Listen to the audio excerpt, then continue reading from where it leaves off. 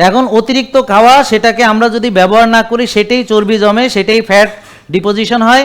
এই ফ্যাট আপনার যদি পেটে জমে আপনারা বলেন যে অবেসিটি। এই ফ্যাট যদি আপনার লিভারে জমে আপনারা বলেন ফ্যাটি লিভার। ফ্যাট যদি রক্তনালীতে জমে আপনারা বলেন ব্লক। ব্লক থেকে হার্ট অ্যাটাক হয়, ব্রেন স্ট্রোক করে, চোখে স্ট্রোক করতে পারে, লেগে স্ট্রোক করতে পারে।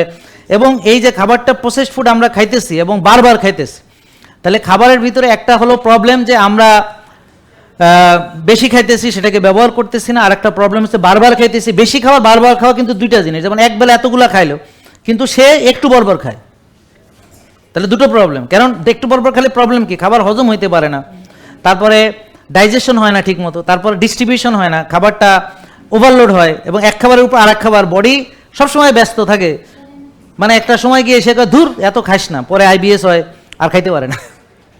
বুঝলেন না এই কথা? তো দেখবেন যারা প্রচুর খাইছে একটা সময় নাকের নল দিয়েও খাওয়ানো যায় না, এবং একটা সময় গিয়ে সে বিছানায় পড়ে থাকে। যারা আগে অলসতা বিলাসিতা করছে, যারা মনে করেন যে নিজেকে সময় দেয়নি, অনেকেই দেখবেন এখন বিছানায় পড়ে পড়ে পড়ে পড়ে সিলিং দেখে, তাদের এখন অনেক সময়, কিন্তু সেটা তারা বিছানায় শুয়ে শুয়ে পঙ্গুত্ব বরণ করে প্যারালাইসিস হয়ে সেই সময়টা সে কাটাচ্ছে। কিন্তু যখন আমরা বলেছি সকালে ওঠো, ওঠে নাই, যখন বলছি হাঁটো, হাঁটে নাই, ব্যায়াম করো, করে নাই, বলে আমার সময় নেই, হ্যাঁ আমি খুব ব্যস্ত। তো এখন সেই ব্যস্ত লোক কিন্তু এখন সেটার কাফারা দিতেছে মনে করেন।